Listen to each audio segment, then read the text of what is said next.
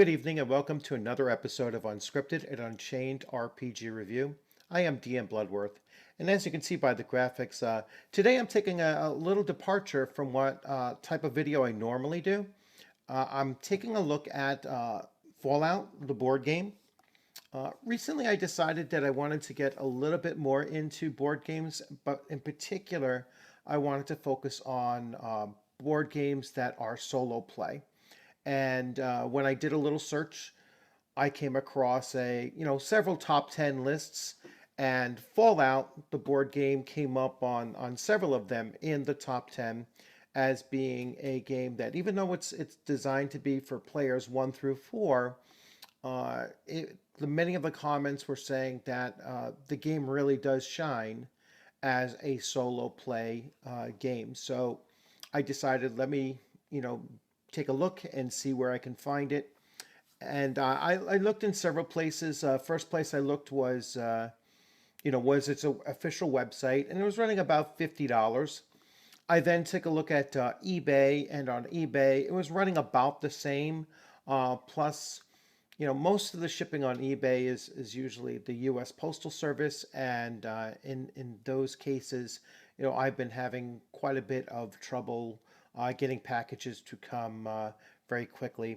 I just on a chance took a look on Amazon Prime, and a secondary seller I came across, and it was still Prime, so that meant it was going to be free shipping, and the box was advertised as practically new or nearly new, and it was $30. So it was close to $20 cheaper than I saw it listed elsewhere. So I decided to take a chance and say, well, I hope, hopefully their nearly new category is quite in fact nearly new. So I got the box today in the mail. It came super fast too. It came like after 5 days.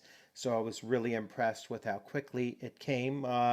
And here is the box set. Now, I can see what they're talking about as far as the nearly new, because there seemed to be some kind of a packing label put on the box itself, and then there's some razor cuts, as if when they were cutting it out of its original boxing, they actually cut too deeply and cut across this. So I don't know what this shipping label was on the top of here, but I have not opened the box yet. So I'm going to start taking this apart. I'm not exactly sure how the cameras are going to work. I got to do a very open view camera first, and then I'll try my desktop. I don't know how it'll present out in a desktop. I literally have not opened this box yet. So let's get to the large, large screen. So here you can see it. See what I'm talking about with this label here. There used to be a time when you could steam these things off, but I'm not even sure if that works that same way. As a matter of fact, I remember they did tape up the box here. And let's see. So, and there's one on the bottom, one on top. So there we go. Here's the layout of the game itself. Now I will do another video very soon once I learn how to play the game, and then I will do a video doing a demo of solo play. So I'm looking forward to doing that. And here we go. And so here we have the interior. Let's see if I can do this. So this is the interior layout. Let's see if I can get super high over here. Oh yeah. So you can see everything is laid inside, fairly well. They either put it back into its packaging as soon as they took it out. So here we have Learn to Play. And we'll go through that. I'll go through that in a moment. It certainly does look like it's obviously never been played. So I'm pretty happy with that. Here are all of the counters, and these are actually shrunk wrapped. So certainly never been played, still in the shrink wrapping. And here we go with these cards are in a little plastic bag. I don't know if that's original or, how it was presented. Here's some of the plastic figures. Specialty dice and some pegs. These might be like scenario cards or cards that show you how to set up the board. A deck of cards here with a blue dot. Second deck also with a blue dot. And then the rest seems to be just containment to keep everything on the inside here. So,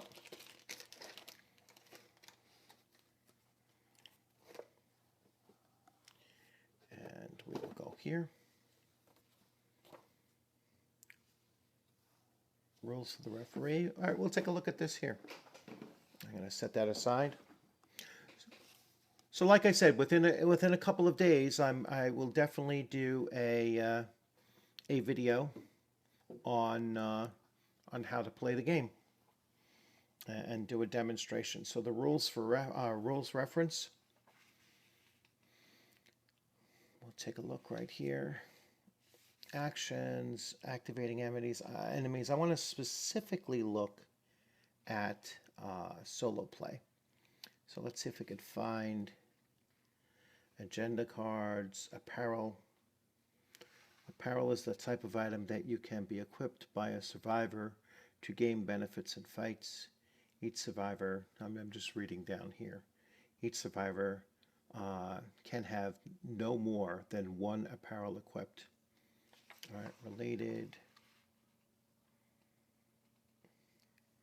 Asset cards, component limitations, damage, encountering actions, encountering cards, encounter icons, faction tokens, faction power, influence, inventory, items killed, leveling up. A survivor levels up when he or she gains an XP while the XP peg is on his or her rightmost special token. When a survivor levels up, he or she draws 2 special tokens and then chooses one to keep and returns the other to their supply.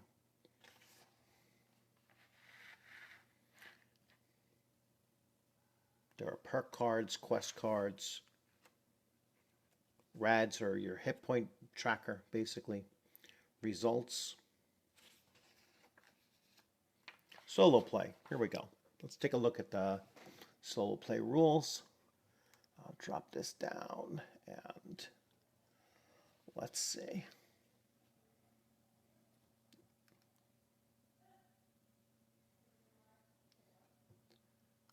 All right, so we will learn this at the same time. So when playing Fallout, the board game, with only a single player, follow all the standard rules for the game with the following exceptions. When a quest requires the player to be in the same space as another survivor, he or she must be in the, and then there must be some kind of a space in a space. Instead, if it requires the other survivor to make a test, the survivor is assumed to have the result of a 3. When resolving an encounter card, the survivor needs the card, trying to read only the text that would normally be read aloud, and then making his or her decision before reading the text for the chosen outcome. When the agenda deck is depleted, only the power marker, for that the faction that currently has less power is advanced. If the factions are tied for power, they both advance as normal.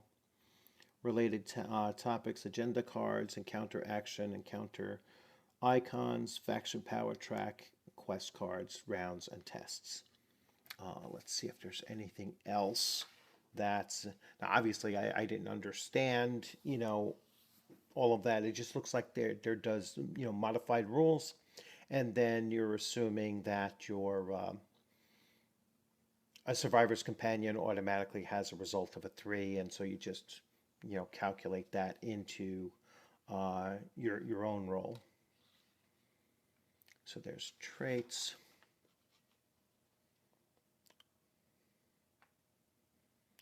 Winning the game. So XP represents the experience a survivor has gained in the wasteland. It tracks the survivor's progress towards leveling up.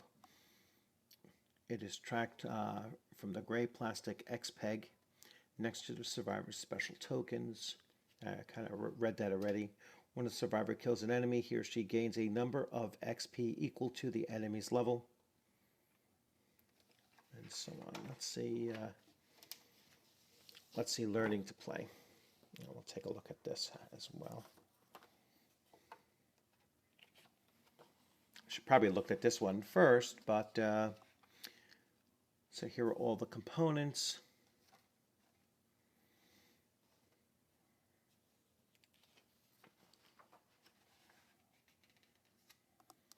This is the board setup.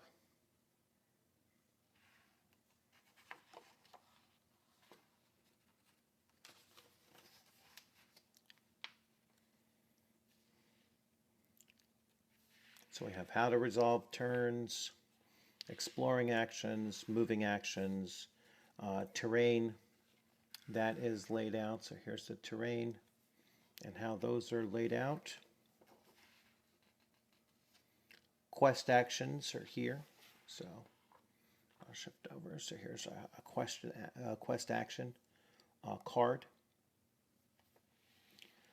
The card results.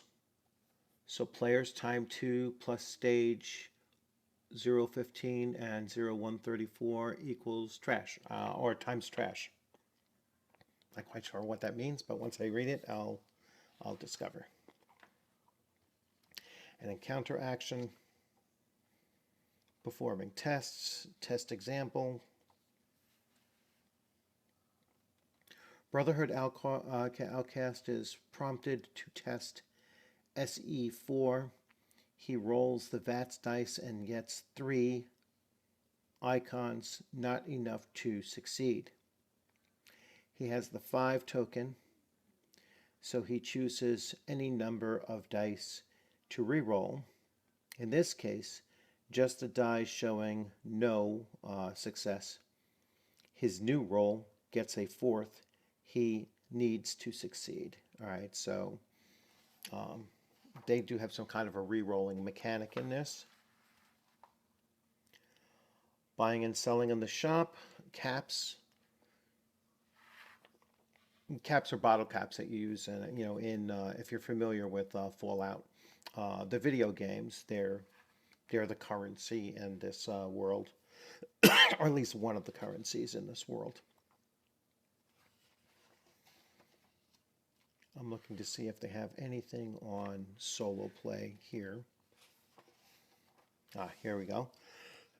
It might be the same thing as over there. When playing Fallout Solo, follow the standard rules for the game and the following exceptions. All right, so they go over it as well here and explain how you play the game solo. So I'm really looking forward to this, and as I said, I will spend some time. Let me see. This looks like the Fantasy Flight Games catalog. So there's a number. So hey, I'll take a look through this, and I will look if this is a successful gaming experience as far as solo play is concerned. Then I will start taking a look at some other ones. So Star Wars X-Wing. I believe this had or there was a Star Wars game that was solo play as well. Um, but here's a number of board games here.